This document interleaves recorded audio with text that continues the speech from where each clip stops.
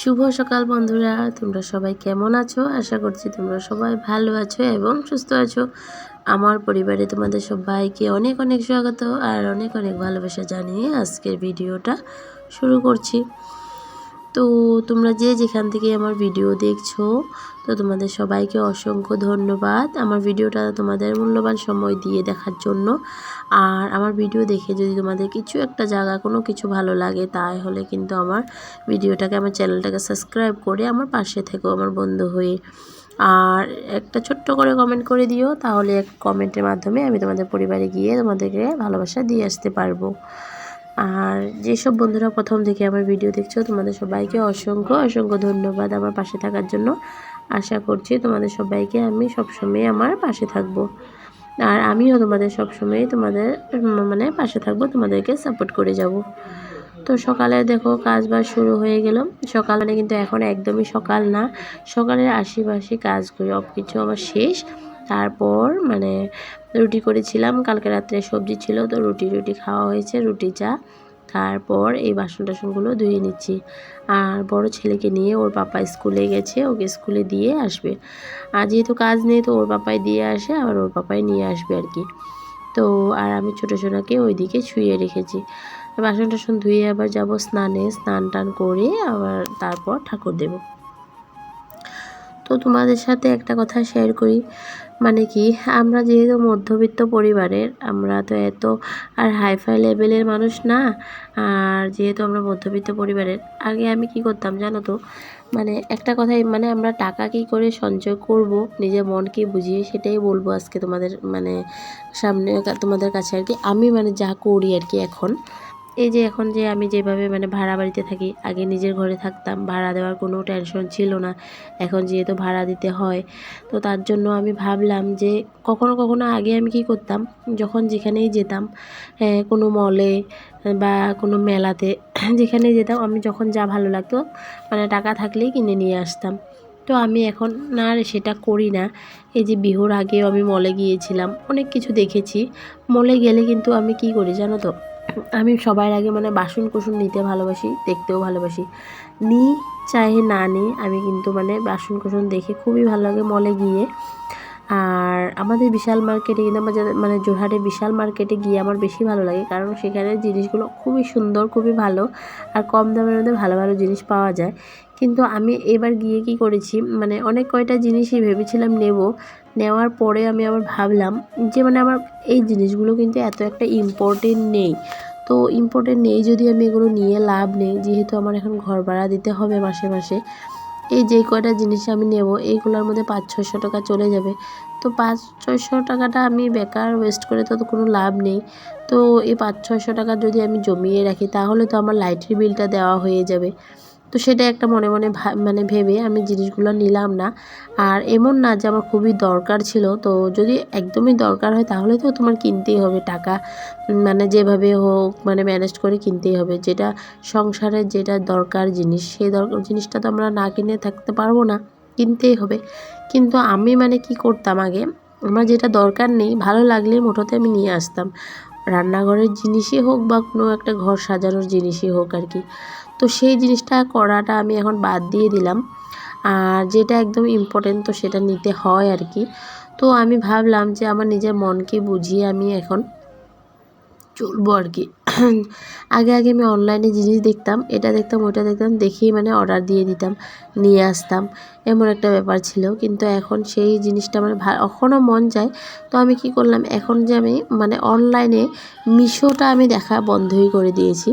আগে যখনই সময় পেতাম মিশো নিয়ে বসতাম, দেখতাম, শুধু ঘাটাঘাটি করতাম, দেখতাম, ভালো লাগলে অর্ডার দিয়ে দিতাম। কিন্তু সেটা এখন বন্ধ করে দিয়েছি। আর মিশোটা আমি একদম অনই করি না, কারণ কি দেখলেই আমার ইচ্ছা করে নিয়ে আসতে জিনিস, তো তার জন্য দেখাই বন্ধ করে দিয়েছি। আর আমরা মধ্যবিত্ত পরিবারের বিলং করি, তো আমি ভাবি যে এখন আমরা মধ্যবিত্ত পরিবারের এইভাবেই চলতে হয়, যে জিনিস টাকা পয়সা এই যা তাভাবে খরচা না করে, তোমরা ধরো কোনো একটা দরকারি জিনিস, তো সেটাই আনলাম, বাকি দরকারি জিনিসগুলো না আনলাম। তো ওইভাবেই ধরো 1 টাকা 2 টাকা যদি আমাদেরকে যদি যখনই দেয়, আমরা তো আর কামাই করি না টাকা, তো আমাদেরকে তো হাজব্যান্ডের থেকে চেয়ে নিতে হয় টাকা। কোনো একটা টাকাও তো আমরা নিজে কামাই না। তো ওদের থেকেই নিই।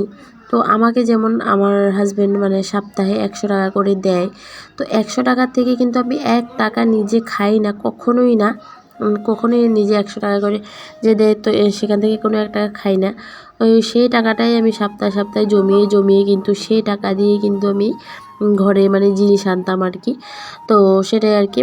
আর এই টাকাই জমিয়ে জমিয়ে কিন্তু তুমি মানে কোনো একটা ভালো জিনিস কিনতে পারবে। তোমরাও এরকম মানে কোনো যদি তোমাদের হাত খরচা দেয় তাহলে তোমরাও কিন্তু এইভাবে টাকা জমিয়ে জমিয়ে জিনিস কিনতে পারবে। যে আমাকে এই টাকাটা দিল আমি খেয়ে ফেলি বা আমি আমার নিজের জন্য কিছু একটা কিনে নিই, তো সেটা কখনোই ভাববে না। তো তেমনটা ভাবলে কিন্তু টাকা পয়সা একদম জমানো হয় না। তো কারণ আমি কিন্তু নিজে এমনটা মানে করি আর কি। তো সেটাই তোমাদের সাথে শেয়ার করছি, তোমাদের সাথে মানে বলছি কথাটা। তো এমনটা করলে কিন্তু টাকা পয়সা কখনোই জমানো যাবে না। আর আমাদের কাছে কিন্তু এই 100 টাকা করেই মানে অনেক টাকা আর কি। তো সেটাই 100 টাকা করেই মাসে 400 টাকা হয়ে যায়। তো এই 400 টাকাটাও কে দেয় বলো তো? এই 400 টাকাটা জমিয়ে জমিয়ে রাখলেই তো তুমি কখনো মানে 1-2 বছর এক বছর তুমি জমালেই তো তুমি এটা দিয়ে একটা কোনো একটা ভালো জিনিস কিনতে পারবে নিজের সংসারের জন্যই। তো সেটাই আমি ভাবি। এখন আমি একটাই ভাবনা মনের মধ্যে রেখেছি যে 100 টাকা করে যে দেবে সেটা দিয়ে আমি না কখনো 1 টাকা কোনো কিছু খাবো না, সেই টাকাটা জমিয়ে রাখবো। এই যে কখনো হাজব্যান্ডের কখনো নিজেরই মানে ওরই দরকার পড়ে যায় টাকার, কখনো আমাকে ও জানে যে আমার কাছে 100 টাকা করে যে দেয় সেই টাকাটা কিন্তু আমি নষ্ট করি না, অন্য কোনো দিকে খরচা করি না। তো সেই টাকাটা আমার কাছে আছে, ও জানে। তো তার জন্য যখনই ওর দরকার হয় তখনই কিন্তু আমাকে আবার বলবে যে তোমার কাছে যে 100 টাকা বা 200 টাকা বা 20 টাকা একটাই আছে নাকি? তো ওইটা কেন বলো তো? ও জানে যে আমার কাছে যে টাকাগুলো দিয়ে রেখেছিল, যে সপ্তাহে সপ্তাহে আমাকে যে টাকাটা দেয় আমার কাছে তো সেই টাকাটা আছে, ও জানে। তো তার জন্যই এই কথাটা বলতে পারে। আর আমিও যে 1 টাকাও না খরচা করে সব কিছু ভালো করেই জমিয়ে রাখি। রাখার পর এটা দিয়ে কোনো একটা কখনো কখনো জিনিস কিনে নিই আর কি। কখনো কখনো মন গেলে আমি ঘর সাজানোর জন্য ওই টাকাটা দিয়ে ঘর সাজানোর জিনিস নিয়ে আসি আর কি। তো এমনটা করেই মানে 2 টাকা আমরা জমাতে পারি বা জমানো যায় আর কি। আর তো সেটা নিজের মনকে বুঝিয়ে এইভাবেই কিন্তু তুমি কোনো টাকা পয়সা উল্টোপাল্টো খরচা না করেই জমিয়ে রাখলে তোমার টাকা পয়সা মানে জমবে আর কি। না হলে কিন্তু আমাদের দেখবে জমে না। আর যদি এই ধরো সপ্তাহে যে 100 টাকা করে দিল, যে এই সপ্তাহে না রাখবো না, এই সপ্তাহে আমি এটা দিয়ে অমুক জিনিসটা কিনে নিই বা এটা কিছু করে নিই, সামনের সপ্তাহ থেকে জমাবো। তো সেটা ভাবলে কিন্তু কখনোই টাকা পয়সা জমে না, সত্যি কথা জমে না কিন্তু। আর আমি একটা জিনিস দেখেছি, দেখো আগে যেমন মানে ধরো তুমি ধরো ভাবলে যে এই মাসে আমি এত টাকা করে ঘরেই রাখবো, মানে ঘরেই জমা করব বা ব্যাংকেই রাখবো, কিন্তু সেটা কখনো হয় না কিন্তু। তুমি দেখবে মাস হতে কিন্তু তোমার 1 টাকাও হাতে নেই, সব টাকাই শেষ। তুমি হয় 10,000ই কামাও বা তুমি 20,000ই কামাও। তো সেটাই। আর আমার হাজব্যান্ড যেহেতু হাজিরা করে, তো এত একটা টাকা পায় না। কত টাকা পাবে? বেসিক্যালি ধরো 15,000 16,000 তেমনটাই পায় মাসে।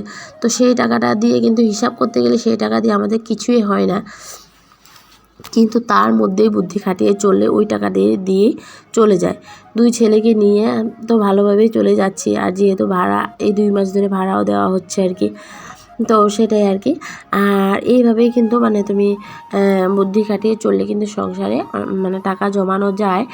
আর আমি ভাবলাম যে তুমি যেটা বলতেছিলাম আর কি, যে মাস হইতে ধরো ভাবলাম যে 500 টাকা করে জমাবো। তো সেই 500 টাকা কিন্তু মাস হইতে তুমি কখনো রাখতে পারবে না, কখনোই জমবে না। এটা একদম সত্যি কথা, তোমরাও দেখে নিও। তো আমি হাজব্যান্ডকে কয়েকদিন আগে বলেছি যে এইভাবে তো টাকা পয়সা জমবে না, ভাড়া থাকলেও ভাড়া থাকার মধ্যে দিয়েও আমাদের নিজের জন্য কিছু একটা টাকা সঞ্চয় করতে হবে। তো তুমি একটা হুন্ডা খেলো। তো সেটা বলার পর ও সপ্তাহে 200 টাকা করে হুন্ডা খেলে। তো সপ্তাহে ও নিজে 200 টাকা করে হুন্ডা খেলে। তো সেই টাকাটায় যদি সপ্তাহে কিন্তু 200 টাকা করে জমাবো বলে ভাবলে কিন্তু তুমি কখনোই জমাতে পারবে না। তো ওরা সবাই খেলছে যাতে তুমিও খেলে নাও।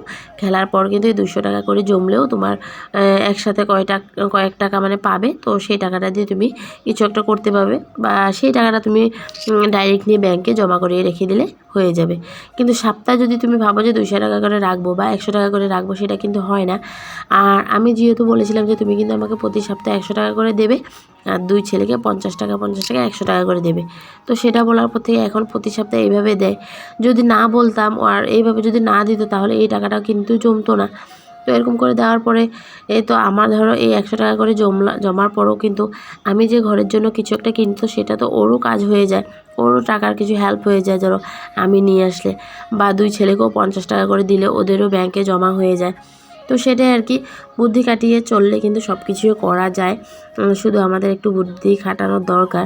যেহেতু আমরা মধ্যবিত্ত পরিবারের, আমরা এইভাবে যদি না চলি তাহলে কিন্তু আমাদের কখনোই 1 টাকাও জমবে না। তুমি যতই কামাও খরচা হয়েই যাবে। সংসারে যত মানে মানুষে বলে না যত মানে থাকে ততই লাগে, ও তো তোর মানে সেই এরকম একটা ব্যাপার আর কি। তো সেটাই আর কি। আর তুমি যদি মাসে 50,000 কামাও, খরচা করতে হলে 50,000 টাকায় কীভাবে খরচা হয়ে যাবে তুমি জানতেই পারবে না। তো আমাদের কোনো মাটি বাড়ি নেই, আমরা যদি এইভাবে 2 টাকা জমিয়ে না রাখি তাহলে আমাদের ছেলেদের কি হবে। তো সেটাই ভাবি, সেটা ভেবেই আমি আর কি এইভাবেই এখন মানে নিজের মনকে বুঝিয়ে চলার চেষ্টা করছি। আর তো সেটা তো বন্ধুরা, আমার ভিডিও দেখে যদি তোমাদের ভালো লাগে তাহলে লাইক কমেন্ট সাবস্ক্রাইব অবশ্যই করে দিও। আর সাবস্ক্রাইব করে বন্ধু হয়ে আমার পাশে থেকো। আজকের জন্য ভিডিওটা এতটুকু রইল।